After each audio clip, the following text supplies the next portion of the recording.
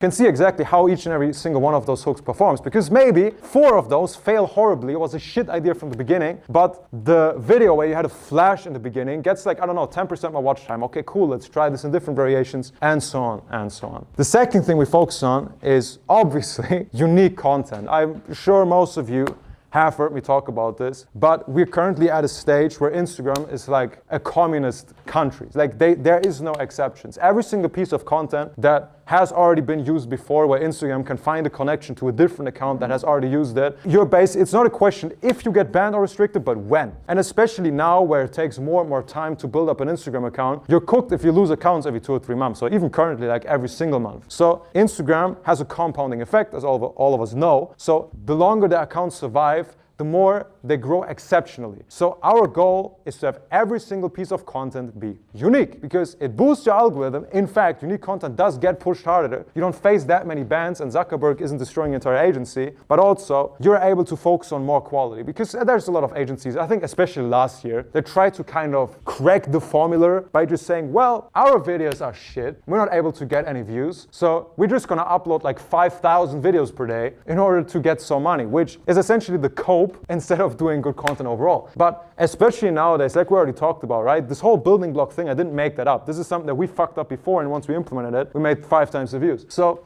this whole quality over quantity thing is way more important now. So if you're still focusing on getting as many videos out there as possible, you basically forgot the first mission statement that we set, which is if your core isn't right, you are not eligible to scale. So if your core, the videos itself, which is your biggest leverage, which is the thing that's going to determine if you make money with Instagram Reels or not, if that's not fully optimized and if that's not proven to work, the entire volume game, the entire quantity of it is irrelevant, because you can post 3,000 videos, each video gets like, I don't know, 2 views, you now make probably like 1 subscriber at best. But if you have, let's say, 4 or 5 accounts where you post 1 video each, and each video goes up to 50 to 100K, you make a fuck ton more of subs with less input that you have to give as the agency has. Third thing that we focus on is our content lanes.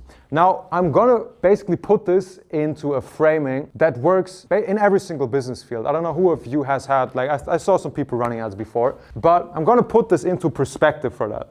Tofu, mofu, and bofu, which sounds absolutely insane. Sounds like my 5-year-old cousin made that up. But what tofu means, top of funnel, middle of funnel, and bottom of funnel. Kind of like how you get people to recognize you and end up at the OnlyFans. Before I go to the specific things, let me just quickly clarify that, because that's a marketing concept that worked for ages, even in other businesses. Top of funnel are videos that are trying to get people to be made aware of us, right? These videos are not made to funnel people to the OnlyFans directly, because you can't always reach millions of audiences and funnel them all to an OF. Mostly doesn't work like that. So our top of funnel is made for awareness. It's made for reaching new audiences, getting as many views as possible. Our middle of funnel is basically warming those new people on our page up to her character, building a connection, also converting like the best ones. But most of them just start liking her, because as you know, like people need a bit, normally people say you need 7 touch points with a brand before you buy. And OnlyFans is definitely a bit less, but you still need more than 1 touch point, more than 1 reel to convert them. And your bottom of funnel is videos made for conversion that naturally are gonna have less views, but they're gonna bring you the most subs. So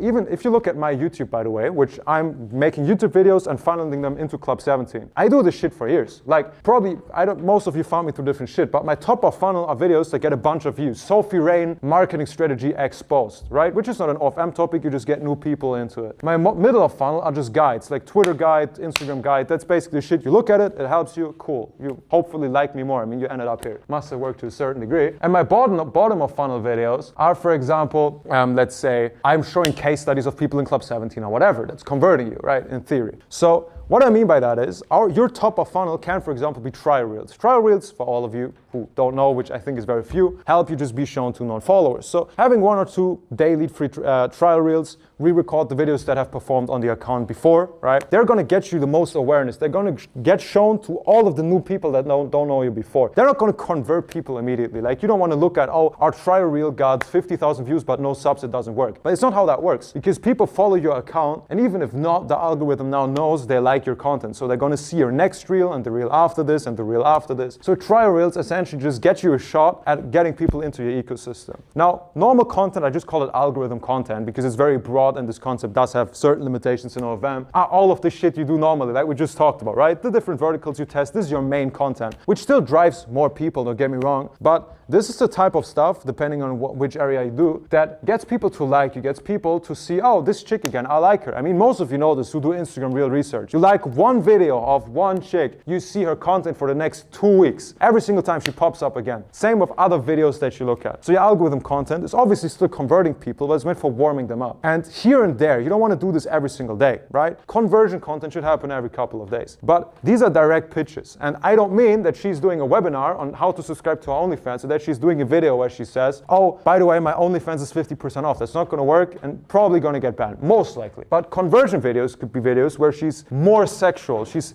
specifically sexual. She's showing specific videos, or she's talking about her secret side, maybe, even though I'm not a fan of that directly. But they're made to not get a bunch of views. They're going to get like 50% of your average views, but they're going to convert the most people. And you will see what drives conversion. Again, you can test that individually. What brings the most conversion? Is it her outfits? Is it if we show her tits? Is it if we show her face, her ass? Is it if she tells a sexual story, for example? We have one creator, her highest converting videos are when she's giving like a story time of a date that is extremely sexual, and she acts like she's super easy to get. Like, yeah, I went on a date with this guy, and after 5 minutes I wanted to go to the hotel with him and do this and do that. Yeah, they're super freaky. And people love it because they think, wow, now I got a shot, right? She's like, yeah, I just started talking to him and he was in the same city, so I went on a date. This is what gets people to the OnlyFans in her case, right? But these are essentially our 3 content lanes. Everyone just ignore that I wrote 2, by the way. Appreciate it. These are our 3 content lanes that essentially highlight the funnel that we have. You don't have to now go home to your agency and think, oh, which video is top of funnel, which is middle of funnel. You don't have to be that nerdy about it, but just keep in mind that every single video you do has a different objective depending on how the video works, what you want to do with it. So don't do the mistake that most agencies do, which is treating everything in terms of views. If a video gets less views, oh, it